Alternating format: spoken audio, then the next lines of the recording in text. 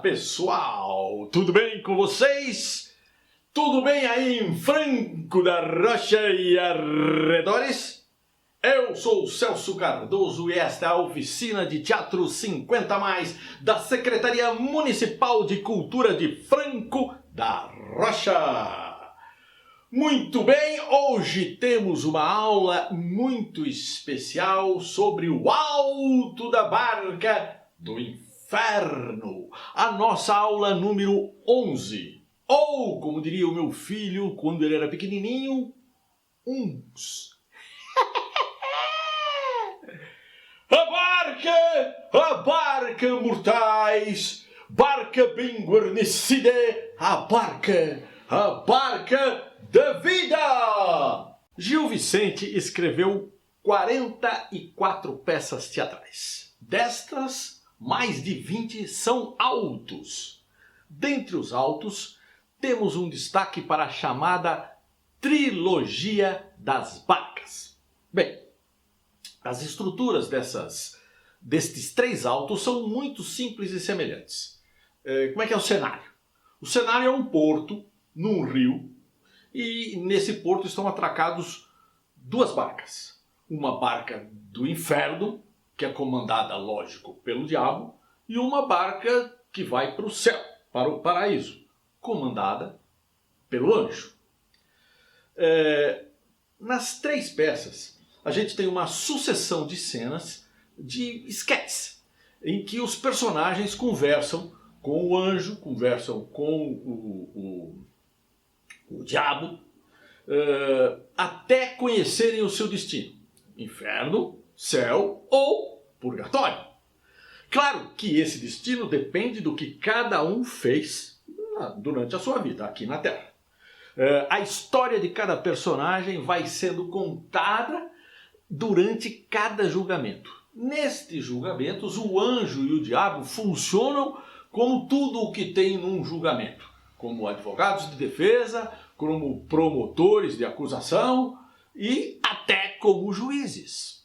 O Alto da Barca do Inferno, o primeiro da trilogia, ele foi escrito em 1516. Quer dizer, não sei se foi escrito em 1516. Ele foi apresentado pela primeira vez em 1516.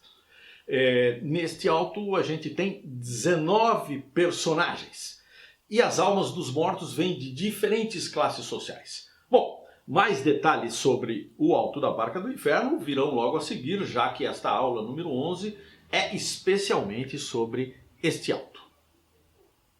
O segundo alto da trilogia é o Alto da Barca do Purgatório. Este foi apresentado pela primeira vez 2 anos depois, ou seja, em 1518.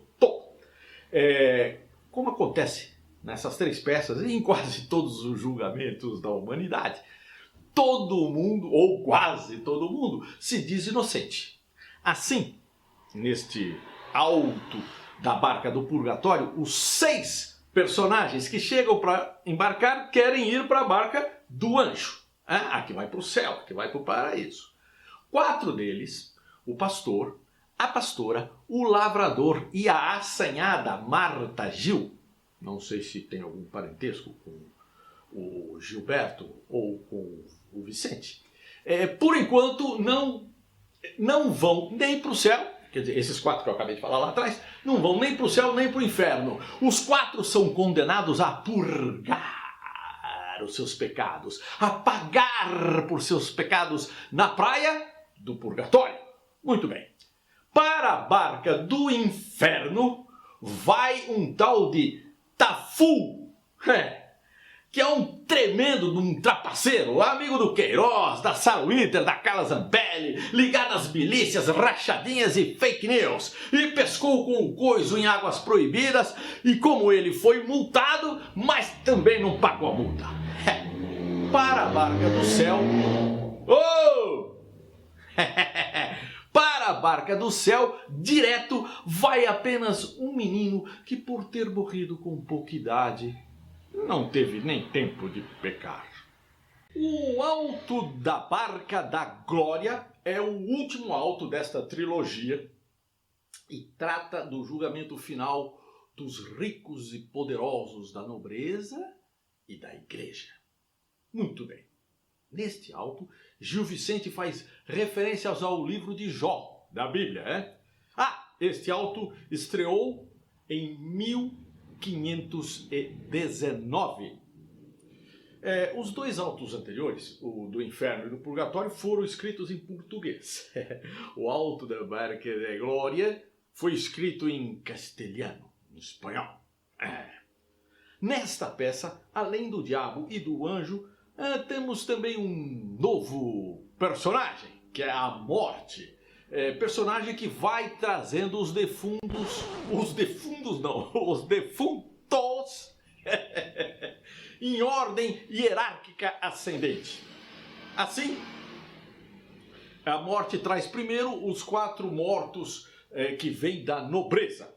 São eles, na sequência, o conde, o visconde, o rei e o imperador. Em seguida, a morte vai trazendo os 4 eclesiásticos da Igreja Católica, também em sequência hierárquica. O bispo, o arcebispo, o cardeal e, finalmente, Sua Santidade, o Papa. A coisa fica como o diabo gosta. Ele enquadra e acusa todo mundo, desce o cacete sem dó nem piedade na vida de todos eles. Todos rezam e apelam ao anjo, mas este, diante de tantas e tantas crueldades, desrespeitos e injustiças cometidas por estes 8 personagens, rejeita os seus apelos. Vai registrar também aqueles que se omitiram, os que foram negligentes, os que foram desrespeitosos. A história atribui glória e atribui desonra. E história fica para sempre. Ou seja, estes 8 personagens estão condenados a ir para os quintos dos infernos. O anjo anuncia a partida de sua barca. Mas, quando os anjinhos marujos baixam a vela da barca do céu, aparece a imagem do crucifixo de Jesus. Mesmo assim, o anjo dá a partida na barca. O anjo dá a partida na barca. Mas Cristo estende os remos da barca do paraíso aos 8 pecadores e os salva, levando-os junto consigo.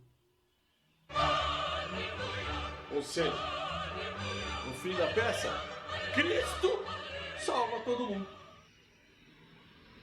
Barca! Depressa temos que ir! Há bom tempo de partir! Louvores a Beelzebub! Agora que estamos embarcando de vez no alto da barca do inferno, vamos começar com uma observação quanto à maneira como essa peça foi escrita. Gil Vicente a escreveu em versos, com redondilhas. E digo mais, a redondilha maior foi a métrica que ele escolheu. Eita! Bem, como eu não sou poeta, apesar de ter arriscado alguma coisa nesse sentido há uns 50 anos, e também não sou professor nem de literatura, nem de gramática, eu vou tentar traduzir essa bagaça que acabei de falar. Informações rápidas. 1. Métrica é a medida do verso. 2. Redondilhas são versos que possuem 5 ou 7 sílabas poéticas. As redondilhas com 5 sílabas são chamadas de redondilhas menores. E as com 7 sílabas... E as com 7 sílabas, sim, estas são chamadas de redondilhas maiores. As sílabas poéticas têm a ver com a musicalidade dos versos. Bom, tudo isso para dizer que o Gil, nosso querido Gil, escreveu esta peça com redondilhas maiores. Como exemplo, o verso que o diabo acabou de dizer. A barca! Depressa temos que ir! há bom tempo de partir, louvores a Belzebu. Cada um desses 4 versos tem 7 sílabas, conforme vocês podem observar na divisão que eu fiz para vocês. A barca, barca, depressa temos que ir. Começa a declaração e argumento da obra. Primeiramente, no presente alto, se figura que no ponto que acabamos de expirar, chegamos subitamente a um rio, o qual, per força, havemos de passar em um de 2 batéis, que naquele porto estão. Se lícito, um deles passa para o paraíso e outro para o inferno, os quais batéis têm cada um seu arraiz na proa. O do paraíso um anjo e o do inferno um arraiz infernal e um companheiro. Como eu havia comentado na aula passada, o nosso querido Gil escreveu peças em português, em espanhol, castelhano e algumas das 2 línguas. Além disso, ele se utilizava de palavras em galego, em aragonês, línguas que são faladas no interior de Portugal e Espanha, além de termos em latim. Muito erudito.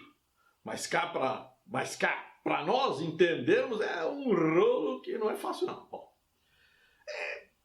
para vocês entenderem isso que ele fez lá, é mais ou menos nós, tipo aqui no Brasil, quando a gente vai falar, por exemplo, de uma fruta, a tangerina. Tangerina, dependendo da região, são influências do nosso tema. Dependendo da região, a tangerina pode ser chamada de mexerica, mandarina, laranja mimosa, fuxiqueira, poncã, manjerica, laranja cravo, mimosa, bergamota e até de clementina. Verdade, eu também disse na aula passada que o português do Gil Sante era uma língua um pouco parecida com a nossa. A peça ainda nem começou, né? A gente está aqui nesse prólogo e já temos que fazer algumas traduções nessa declaração e argumento da obra. Bom, desse pequeno texto que eu acabei de falar aí, vamos traduzir 8 palavras ou expressões. Figura, que é uma palavra em aragonês, que é uma língua falada numa região da Espanha, quer dizer nota. A expressão acabamos de expirar, que é igual a paramos de respirar, morremos. Subitamente, que quer dizer subitamente. Per, que quer dizer por. 2 batéis, que é o mesmo que 2 barcos. Silicet, que é uma expressão em latim, que significa isto é.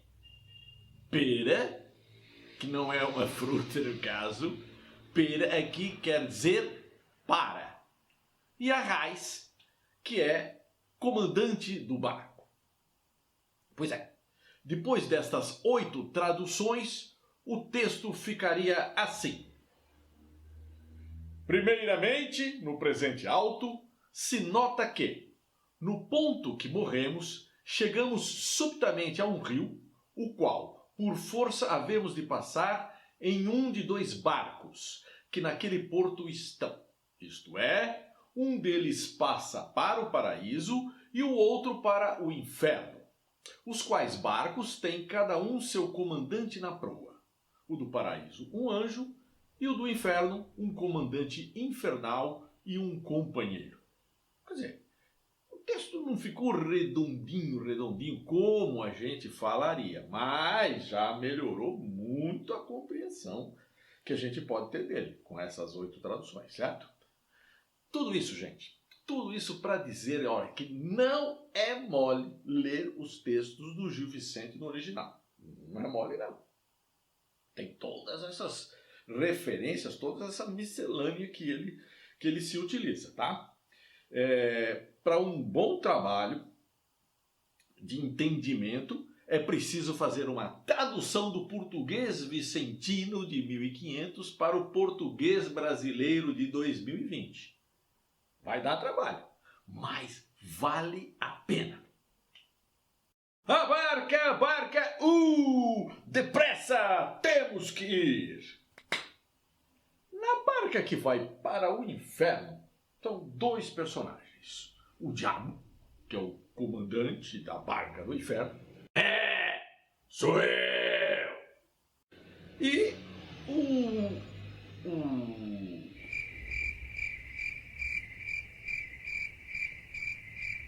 o companheiro, que é o ajudante, o assistente do diabo.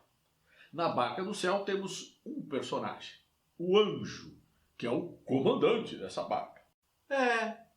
Sou eu. Lá estão os três, nas duas barcas, no porto, esperando os defuntos chegarem. E quem é o primeiro defunto a chegar? É o fidalgo. Fidalgo acompanhado do seu pajem. O fidalgo é o representante da nobreza. Ele é acusado e condenado porque, em sua vida, ele viveu assim entre a tirania, a arrogância e a luxúria. Vai pro inferno, peste!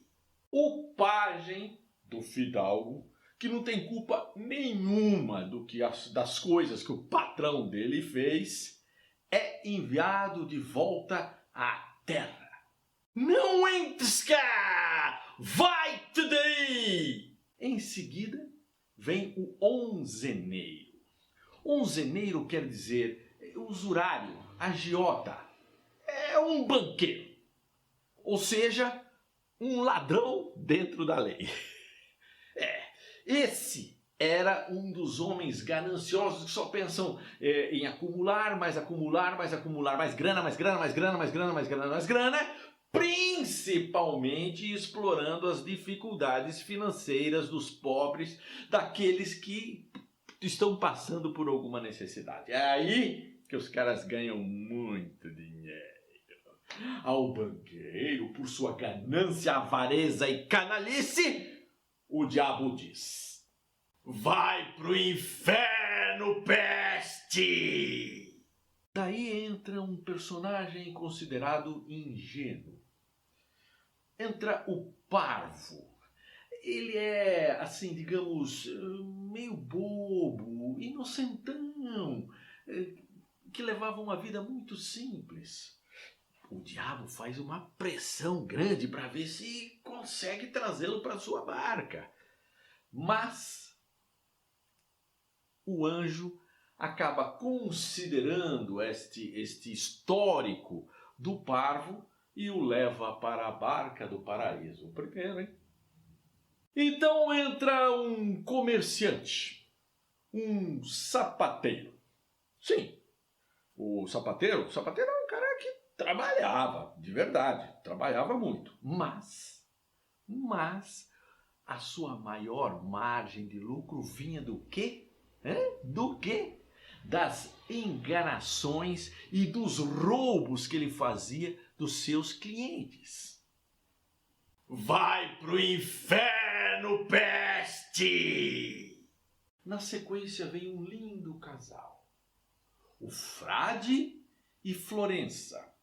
O frade é um representante da igreja que não seguiu os princípios de sua religião, assim como fazem hoje em dia muito dos manda-chuvas das mais diferentes crenças pelos mais diferentes lugares deste mundo. Como representante da Igreja Católica, o frade não poderia se casar, mas ele veio acompanhado de uma moça, da Florença, que é nada mais, nada menos do que a sua amante, a sua mulher. A cada um deles, o diabo disse: vai pro inferno, peste!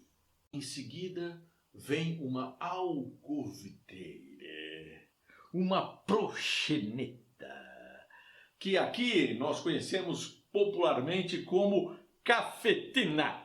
Sim, ela é Brígida Vaz, envolvida com bruxaria e prostituição. Vai pro inferno, peste! E atenção, atenção, muita atenção! O Gil Vicente apresenta na próxima cena uma manifestação antissemita explícita. Parênteses. Abre parênteses. Dom Manuel o Venturoso reinou Portugal de 1495 a 1521. Bom, muito bem. Neste período, os judeus foram perseguidos em Portugal. Claro que não foi só nesse período. Muito tempo. Mas eu estou pegando este período do Manuel Venturoso porque era o período em que o nosso querido Gil estava lá na corte fazendo o maior sucesso com suas peças. Muito bem. Os judeus eram perseguidos. Os que não eram expulsos e não conseguiam fugir do país, ou eram expulsos ou fugiam, certo? Muito bem. Os que optavam por ficar tinham que se converter ao cristianismo. Eles eram chamados de cristãos novos. Bom, só que todo mundo, as cidades eram muito menores, uma população muito menor, todo mundo sabia quem eram os antigos judeus e agora cristãos novos. Eles continuavam sendo perseguidos, continuavam sendo discriminados. Não existia liberdade religiosa. Ou você é cristão, ou é cristão. Bom, o Alto da Barca do Inferno foi escrito em 1516, portanto, dentro do período do reinado do Manuel Venturoso. E Gil Vicente, como a gente vê nessa peça, concordava com as regras e punições impostas pelo Venturoso aos judeus. Diga-se de passagem, Venturoso, o patrocinador do Gil Vicente.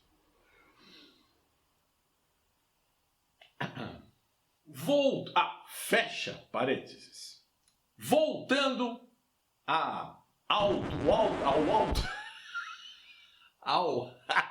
voltando ao alto da Barca do Inferno. Muito bem.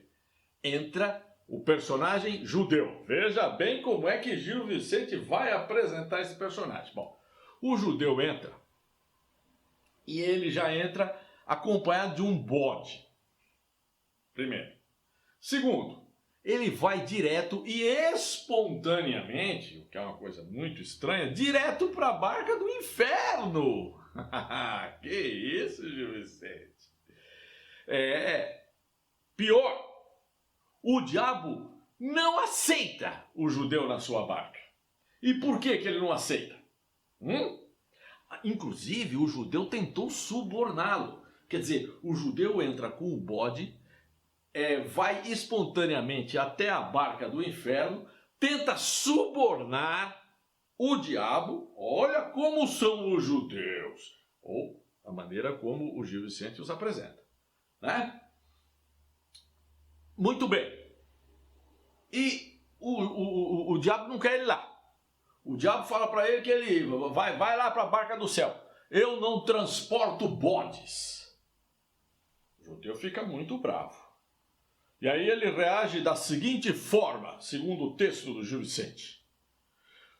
Desgraça é pedra miúda, lodo, pranto, fogo, lenha, caganeira que te venha, má diarreia que te acuda. Por Deus que te sacuda, com a beca nos focinhos, debocha dos meirinhos. Dize, filho da cornuda. Bom, depois desse desabafo, o judeu, sem outro jeito, tenta entrar na Barca do Céu. Claro, é impedido. Por quê? ele foi impedido, acusado de não ser cristão.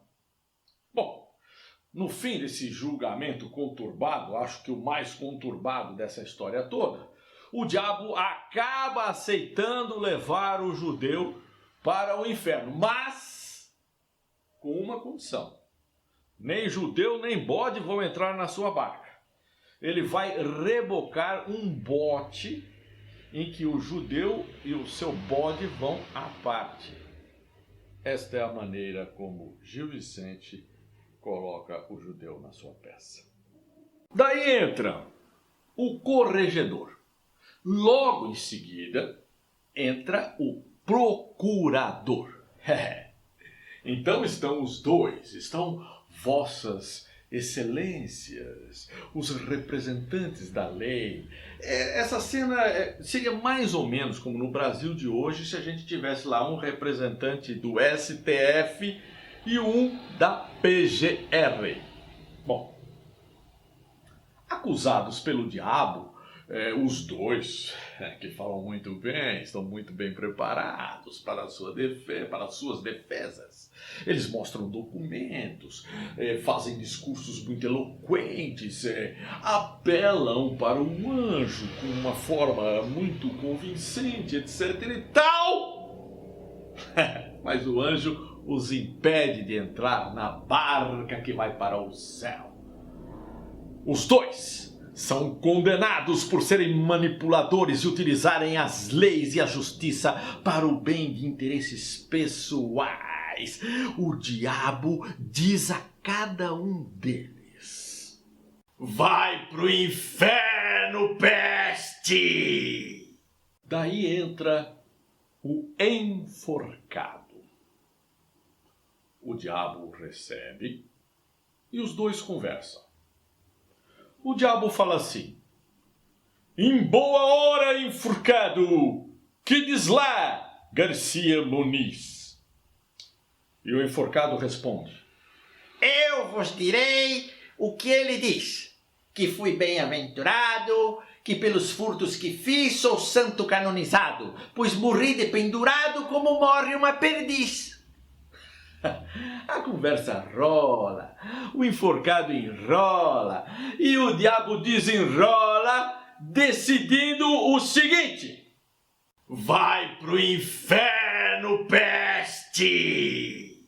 E atenção, atenção! Gil Vicente apresenta nesta que é a última cena da peça uma